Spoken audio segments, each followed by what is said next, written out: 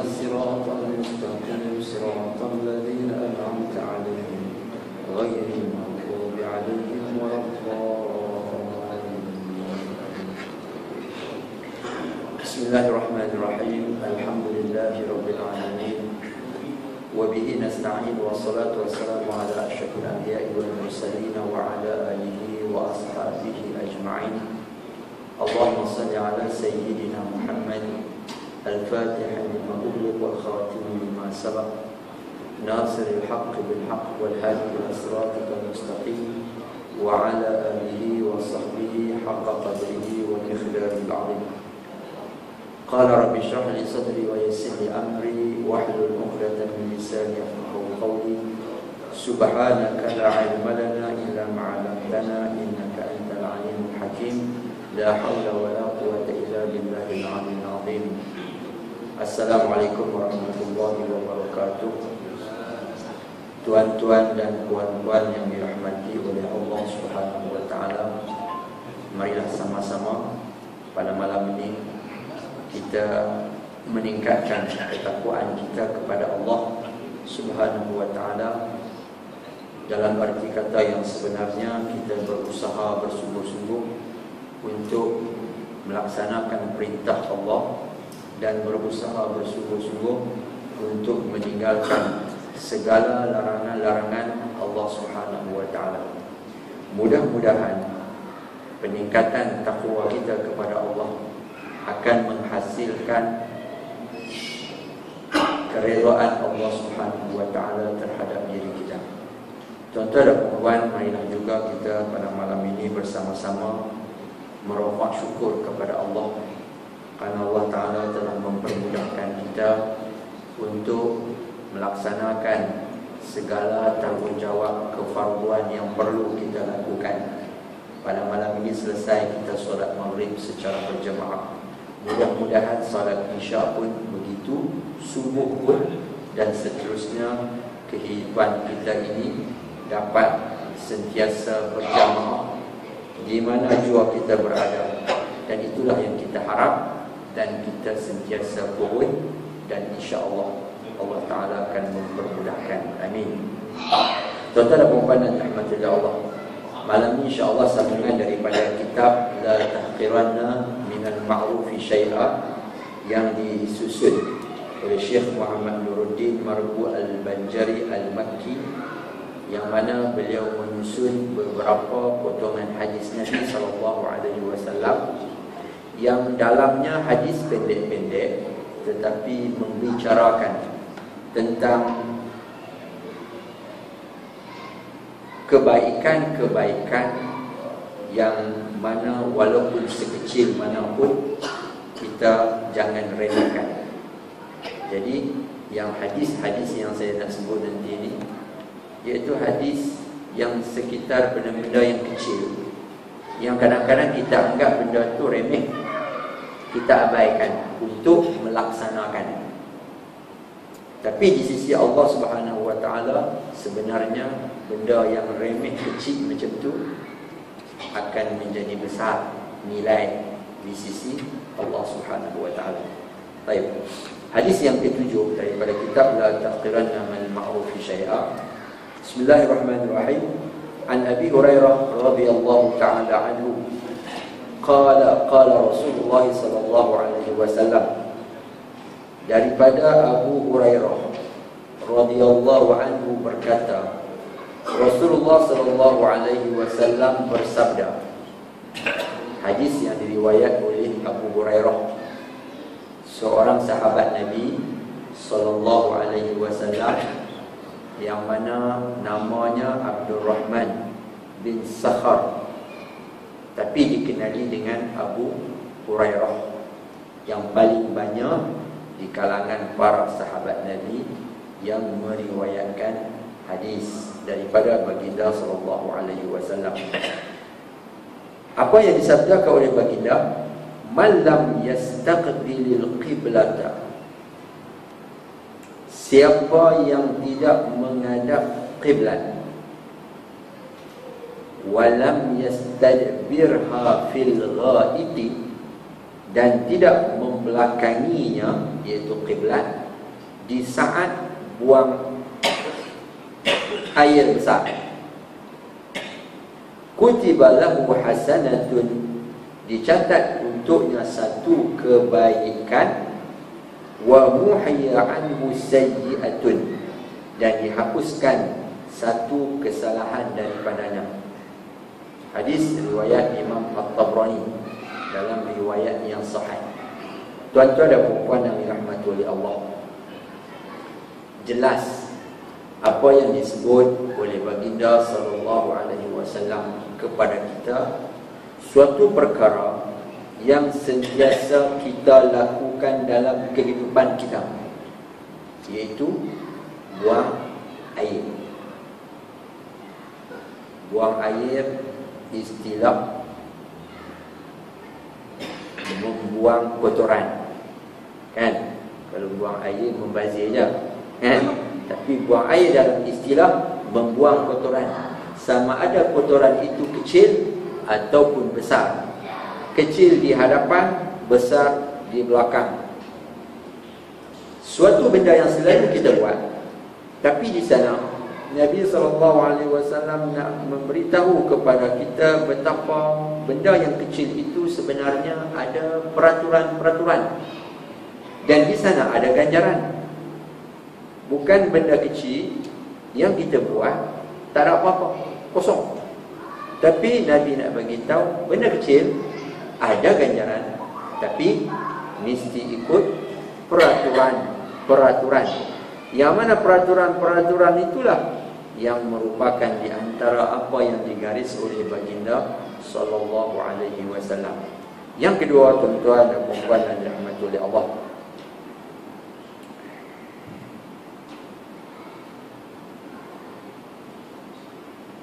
Nabi sallallahu alaihi wasallam menyatakan di sini, sesiapa yang buang air besar, termasuklah juga air kecil, masa dia buang tu sama ada dua, dia menghadap kiblat ataupun membelakangi kiblat. Di sini Nabi SAW menyebut siapa yang tidak menghadap kiblat dan juga tidak membelakangi kiblat. Contoh, di belakang kita adalah kiblat, berarti semasa buang air besar, air kecil, dia tidak membelakang dan juga tidak menghadap ke kiblat. Maknanya dia akan menghadap sama ada ke sana ataupun ke sini, ke kanan ataupun ke kiri. Maknanya begitu jauh daripada arah menghadap kiblat, arah belakang kiblat. Nabi SAW bagi tahu ada dia punya ganjaran.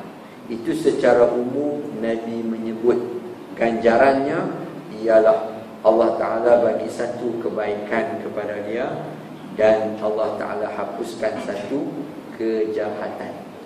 Tuan-tuan dan puan yang dirahmati oleh Allah, masalah buang air besar, buang air kecil, di sana ada adab-adab. Adab-adab dia ada dua. Satu buang air besar, buang air besar, air kecil. Dua-dua adab dia sama. Orang panggil, kalau dalam kitab fiqh, dia panggil adab qada hajat, adab menunaikan hajat, iaitu buang air besar, air kecil. Apa dia? Dia ada beberapa perkara sana yang perlu kita tengok. Antaranya ialah adab di sudut tempat. Di sudut tempat, maksudnya tempat mana kita nak buang, tempat mana kita nak buang. Oleh kerana itu, di sana ada garis panduan, kena menjauhi daripada beberapa tempat. Kena jauhkan daripada beberapa tempat untuk semasa kita membuang air besar ataupun air kecil. Apa dia? Antaranya disebut dalam kitab Jangan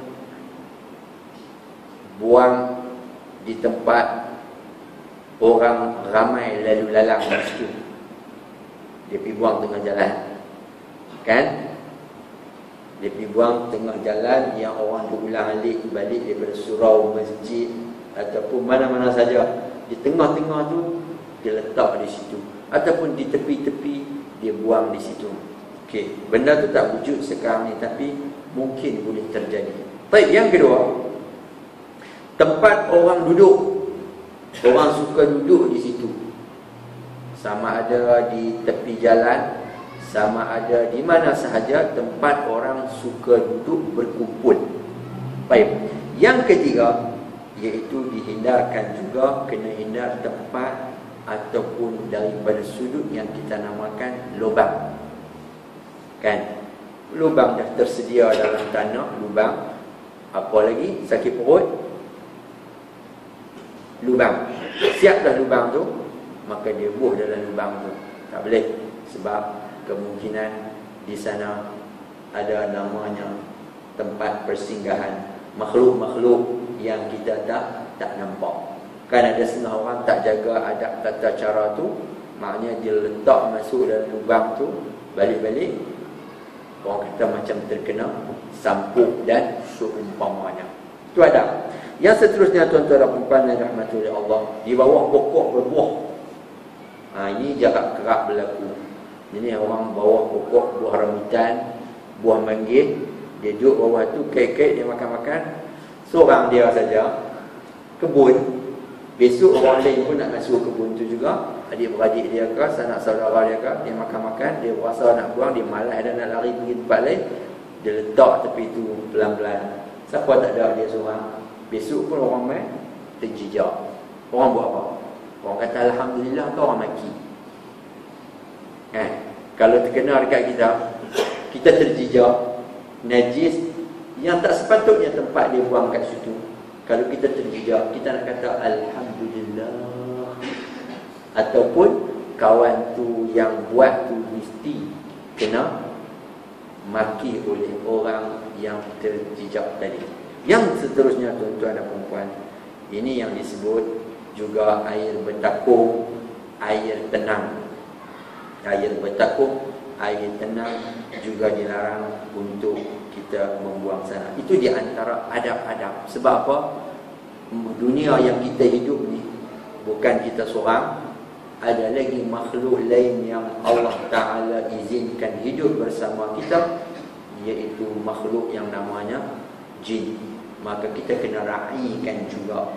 Kita sebagai khalifah, maka kita juga kena rai keadaan makhluk yang lain supaya tidak teraniaya dengan tindakan yang kita buat. Walaupun benda tu kadang-kadang ada setengah orang dan setengah suasana masyarakat benda tu biasa, kan? Mungkin di suasana kota tak ada luar biasa, tapi mungkin di setengah-setengah tempat benda itu suatu kebiasaan dan biasa. Maka kebiasaan itu perlu dilihat. Benda itu sesuai dengan agama ataupun tidak, maka perlu dihindarkan. Yang kedua, tuan-tuan dan puan yang dirahmati Allah, cara masuk. Ini adab yang kedua. Cara nak masuk tandas. Biasanya kita masuk tandas, kaki mana dulu? Badan dulu. Badan merangkak, orang sakit. Ya? Kiri ya? Okey. Kita masuk kaki kiri. Kita keluar kaki kanan. Ada sandal tak dalam bilik air tu? Ada kan? Bila kita masuk dalam bilik air ada sandal, kaki kita tu terus saruk. Kita masuk kaki kiri, terus kita masuk dengan kaki kiri dalam sandal tu kan, ataupun kaki kanan. Itu di antara ada adab. Kalau sekiranya dalam tu ada kasut, adapun sandal. Jadi masuk kaki kiri, maka yang kaki mula-mula yang akan masuk ke sandal tersebut adalah kaki kanan. Berarti kaki kiri letak dulu di atas slipper tadi itu, kemudian barulah dimasukkan kaki kanan, terus saruk kaki itu, kasut, kemudian baru kaki kiri menyusul. Begitulah juga tuan-tuan dan puan-puan, satu, jangan lupa doa. Itu di antara adab untuk kita nak masuk untuk tempat kita buang hajat. Doa baca waktu mana? Sebelum masuklah yang lebih elok. Kemudian bila selesai, keluarlah. Masa kita nak langkah keluar tu, okey, kita mula membaca untuk yang disarankan kepada kita untuk membaca doa. Dan yang seterusnya tuan-tuan dan puan-puan, arah menghadap. Ini perbincangan kita. Di antara adab masuk, di antara adab buang hajat tu, arah menghadap. Inilah perbincangan hadis kita. Arah menghadap ke mana kita nak membuang hajat kita itu, sama ada besar ataupun kecil. Di sini tuan-tuan dan puan-puan, haram bagi seseorang yang menghadap dan membelakangi kiblat. Menghadap dan membelakangi kiblat haram bagi seseorang itu ketika hendak membuang air besar ataupun air kecil di tanah lapang yang tidak ada dinding. Kosong kan? Kosong kan? Kita pergi dekat kebun, kita tak ada apa-apa, tak ada siapa, kita main letak tala yang ke mana kita nak letak. Dah tengok dulu mana kiblat. Tapi sekiranya tuan-tuan dan puan ada dinding, macam tandas rumah kita lah, ada dinding, ataupun di luar rumah kita macam di kampung, ada setengah tandas di luar, dia ada dinding macam rumah kecil dulu, dia ada dinding. Yang mana dinding itu disukatkan 3 hasta daripada macam ni ke atas, 3 hasta, lebih kurang 150 cm, lebih kurang saja. Pandailah ukur-ukur. Maknanya sekadar kita duduk, lepas kepala kita. Okey. Kalau ada yang itu di luar, di mana-mana sahaja, maka itu tidak mengapa dan tidak menjadi haram. Dan suasana yang begitu lebih elok.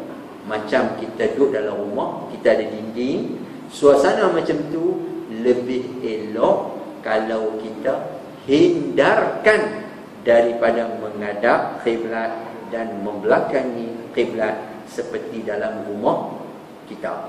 Maka oleh kerana itu, kalau kita dapat hindarkan menghadap kiblat, membelakangi kiblat, lebih-lebih lagi dalam suasana macam di rumah kita, walaupun boleh untuk membelakangi kiblat dan menghadap kiblat, maka kita akan mendapat fadilat yang disebut dalam hadis ni, iaitu Allah Ta'ala akan bagi satu kebaikan dan Allah hapus satu kemaksiatan, kejahatan yang ada kat kita. Jadi tuan-tuan dan puan-puan, kecil kan? Benda tu kecil, benda tu ringan, benda tu simple, tiap-tiap hari kita buat, tapi kadang-kadang memungkinkan kita tidak melaksanakan seperti mana yang disarankan oleh baginda sallallahu alaihi wasallam. Lebih-lebih lagi kadang-kadang ada setengah penempatan tandas dia memang arah ke kiblat ataupun membelakangi kiblat. Biasanya begitulah kalau sekiranya yang membikin rumah tersebut bukan orang yang mengetahui kedudukan kiblat. Tapi sekiranya yang membikin rumah tersebut, penempatan tersebut, yang tahu arah kiblat, yang tahu sedikit sebanyak hukum, mungkin dia akan mencuba mengarahkan tandas itu ke arah yang bukan menghadap, bukan membelakangi, tapi arah yang sebaliknya. Walaupun kita berada dalam rumah, boleh kita nak menghadap ataupun membelakangi kiblat. Jadi tuan-tuan dan puan yang dirahmati oleh Allah Subhanahu wa taala, andai kata kalau rumah kita sekarang ni memang membelakangi kiblat ataupun berhadap ke kiblat, Tak salah kalau kita nak duduk dalam suasana yang ada, sebab kita dah ada dinding depan, belakang, kanan, kiri. Dinding itu bukan setakat 3 hasta, lebih daripada 3 hasta, tidak mengapa. Tapi kalau kita ada kemampuan untuk nak mengarahkan sedikit badan kita supaya ia tidak bertentangan dengan kiblat ataupun mengarah kepada membelakangi kiblat, buatlah kalau siapa yang mampu, supaya kita boleh juga mendapat kelebihan yang disebut dalam hadis ini. Walaupun benda itu kecil, tapi dia ada kelebihan fadilah di sisi Allah Subhanahu wa ta'ala. Dapat satu kebaikan, dihapus satu kejahatan. Bagi yang mampu je lah. Kalau yang tak mampu, pusing-pusing, berembuk, jatuh, jangan salah siapa. Jadi buat sekadar yang boleh. Ada setengah boleh kan? Kita duduk, kita katalah contoh macam ni, kita duduk sikit macam tu, supaya kita boleh mendapat kelebihan. Kalau tak boleh, nak buat macam mana? Itu yang sudah termaktub. Jadi tuan-tuan dan puan-puan yang dirahmati oleh Allah, kebaikan yang Allah Ta'ala nak bagi, kejahatan yang Allah Ta'ala nak hapus tu, cuba tuan-tuan bayangkan, satu kebaikan yang Allah Ta'ala nak bagi itu bukan satu lah.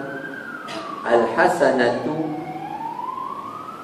kebaikan yang Allah Ta'ala nak bagi kepada kita itu, walaupun kita nampak satu, tetapi ia banyak di sisi Allah Subhanahu wa ta'ala. Satu kebaikan yang Allah Ta'ala nak bagi kita itu boleh mengundang keredaan Allah. Dan satu kejahatan, kemaksiatan yang Allah nak hapus itu boleh juga mengundang keredaan Allah Subhanahu wa ta'ala. Jadi jangan anggap remeh satu kebaikan, satu kejahatan dihapus. Itu dua-dua benda boleh mengundang orang kata apa? Mengundang redha, rahmat Allah Subhanahu wa ta'ala. Dan perlu kita ingat, satu kejahatan yang kita buat boleh mengundang kemurkaan Allah Subhanahu wa ta'ala. Jadi tuan-tuan dan puan-puan yang dirahmati oleh Allah Subhanahu wa ta'ala, itu hadis yang pertama yang perlu kita ambil sedikit panduan dalam kehidupan kita. Benda macam ni kecil, tapi kita anggaplah besar, sebab Allah bagi kebaikan kepada kita free saja. Kita hanya kita buat apa yang patut kita buat, Allah bagi.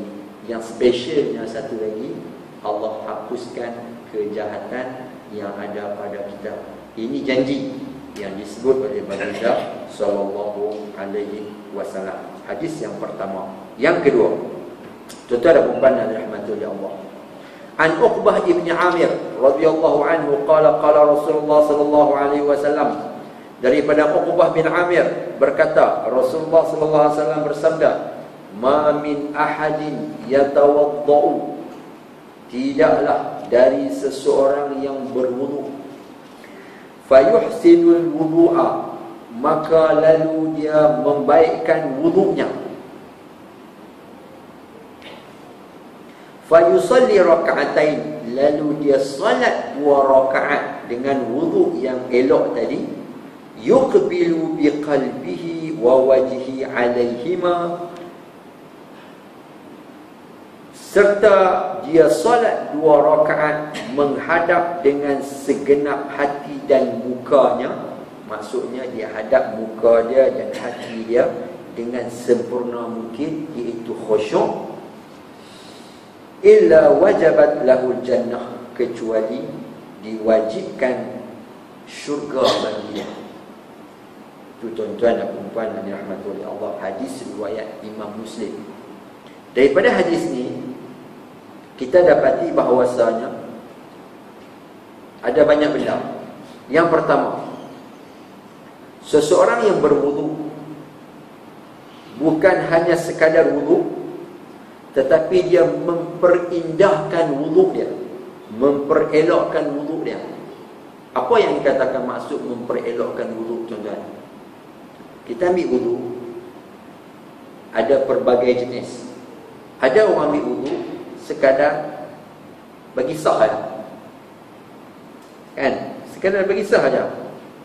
Maknanya rukun sajalah. Dia sempurnakan rukun, hak sunat dia tinggal. Ada yang ambil wudu, rukun dia ambil, sunat pun dia ambil tapi tak lengkap. Setakat mana yang dia berasa dia nak buat sunat, dia buat. Dia rasa dia tak mau, dia tinggal. Tapi yang rukun clear, wudu dia clear, tak ada masalah. Tapi tidak dinamakan mengelokkan wudu. Yang dinamakan orang yang mengelokkan wudu ni, yang rukun clear, yang sunat clear, lengkap seperti mana disebut oleh baginda sallallahu alaihi wasallam, yang dipertuntun, yang diperbuat oleh baginda sallallahu alaihi wasallam, yang tercatat dalam hadis-hadis Nabi sallallahu alaihi wasallam. Bermula daripada apa? Bermula kita menghadap kiblat. Ni yang sempurna ni, wudu yang sempurna. Bermula daripada menghadap kiblat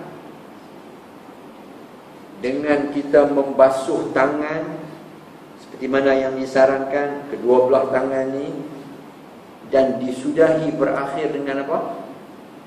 Dengan doa tu sempurna mungkin.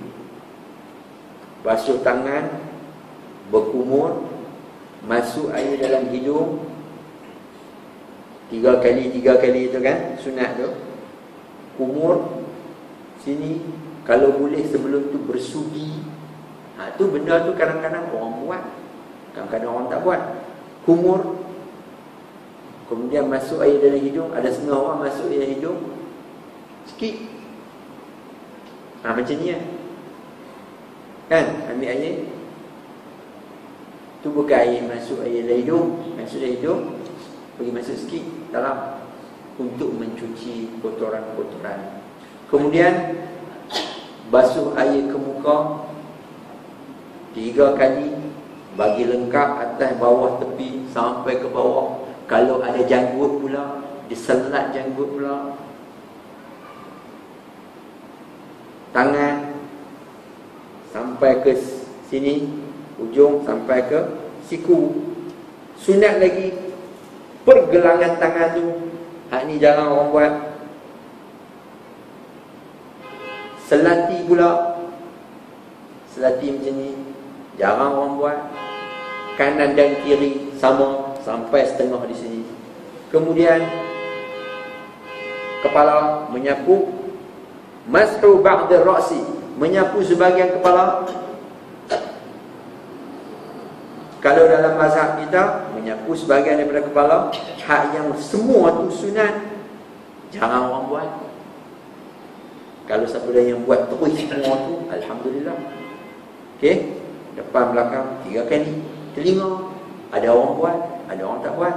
Telinga, ada orang buat tak sempurna. Macam tu je. Maknanya di luar je kena. Dalam dia punya lebuh raya dalam ni, hak ni atas bersilang-bersilang tu, lebuh raya dalam telinga tu tak kena. Ada yang kena tapi tak habis. Di bawah-bawah macam ni, bagi kena semua sampai sini. Kemudian apa dia? Kaki. Adapun basuh tengkok itu ada riwayat yang berbeza. Okey. Ada kan orang tua sekarang ni ada lagi orang basuh tengkok ambil wudu. Tak ada kan? Tak ada kan?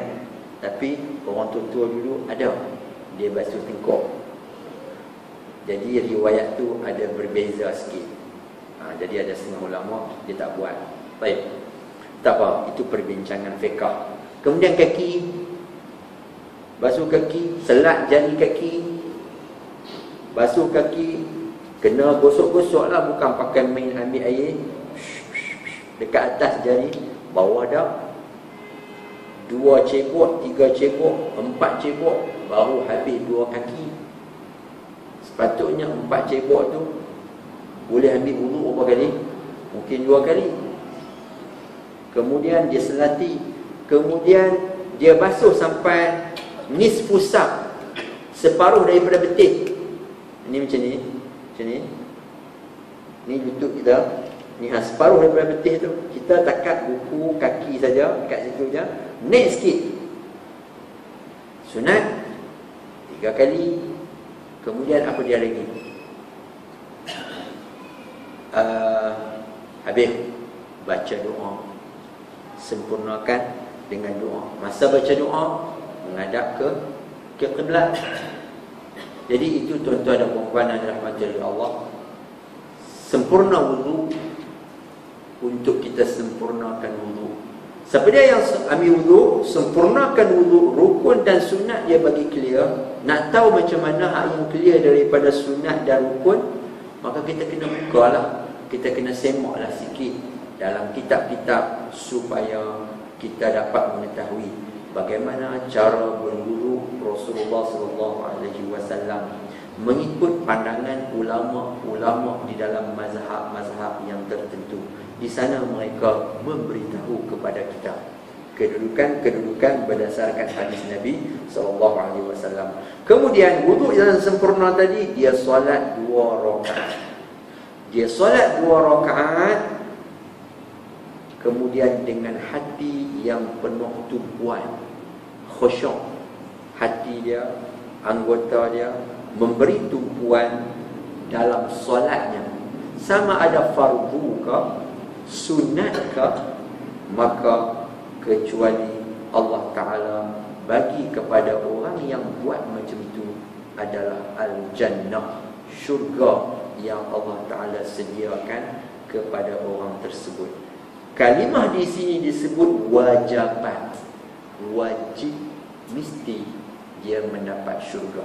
Bererti orang yang ambil wudu sempurna kemudian dia solat, maka orang itu dijamin oleh Allah untuk masuk syurganya yang selalu kita duk minta, Allahumma inni as'aluka ridhaka wal jannah.